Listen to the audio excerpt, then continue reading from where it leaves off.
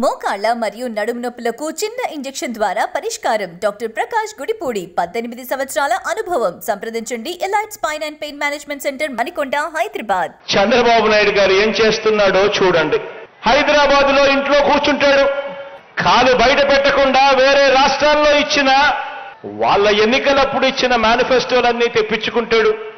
ఏ హామీలు అక్కడ బాగా పనిచేశాయి, ఏ పార్టీలు ఏ హామీలు ఇచ్చాయి అని చెప్పి వాళ్ళ హామీలన్నీ తీసుకుని ఒక కిచిడీ చేసి ఒక మేనిఫెస్టో రూపంలో తీసుకొస్తాడు. మన మేనిఫెస్టో ప్రజల కష్టాల నుంచి, ప్రజల కష్టాలను చూసి వారి కష్టాల నుంచి మన మేనిఫెస్టో పుట్టింది. వారి కష్టాలకు ఓ సమాధానం వెతుకుతూ మన మేనిఫెస్టో పుట్టింది. కానీ చంద్రబాబు నాయుడు గారి మేనిఫెస్టో హైదరాబాదులో పుట్టింది. వేరే రాష్ట్రాల్లో ఏమేం జరుగుతా ఉన్నాయి, ఏం ఎన్నికలు జరుగుతా ఉన్నాయి, ఆ పార్టీలు ఏం చెప్పాయి, ఏది బాగుంది అని చెప్పి కిచిడీ చేసి వాళ్ళ హామీలన్నీ కలిపి ఒక మేనిఫెస్టో రూపకంలో తీసుకొచ్చాడు. ఆ హామీలన్నీ కూడా నిజంగా అమలు చేసే అవకాశం, పరిస్థితి రాష్ట్ర ప్రభుత్వానికి ఉందా, చేయగలుగుతామా, అలా చేయగలుగుతామా అనే ఆలోచన కూడా ఈ మనిషికి, చంద్రబాబు నాయుడు గారికి ఉండదు. లేకుండా తాను మోసాలకు దిగాడు. కారణం ఏమిటో తెలుసా?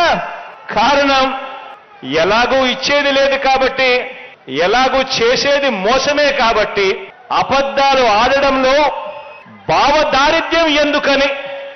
చేసేవానికైతే ఇది చెయ్యాలి, మాట చెప్తా ఉన్నాం, చెయ్యకపోతే ఎలాగా, క్రెడిబిలిటీ పోతుంది, విశ్వసనీయత పోతుంది అని ఆలోచన చేస్తాం.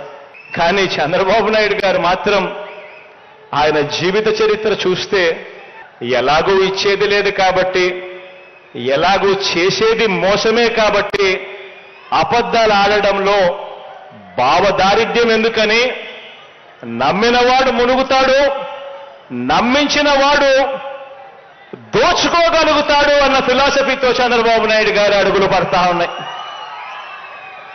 ఆలోచన చేయమని అడుగుతా ఉన్నా.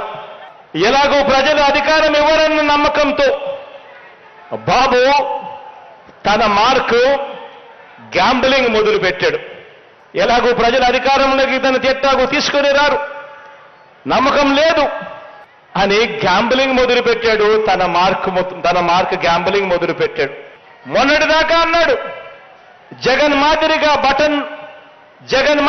బటన్ నొక్కితే రాష్ట్రం శ్రీలంక అయిపోతుంది అని చెప్పి అన్న అదే నోటితోనే ఆయన చేస్తున్న ఈ గ్యాంబ్లింగ్ వ్యవహారంలో 6 వాగ్దానాలంటూ కొత్తగా ఒక మేనిఫెస్టో అని చెప్పి చెప్తా ఉన్నాడు, ప్రజల్ని మోసం చేసేందుకు.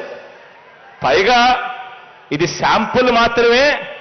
ఈ 6కు ఇంకో 6 కూడా జమ అవుతాయని కూడా చెప్తా ఉన్నాడు. ఆలోచన చేయమని అడుగుతా ఉన్నా.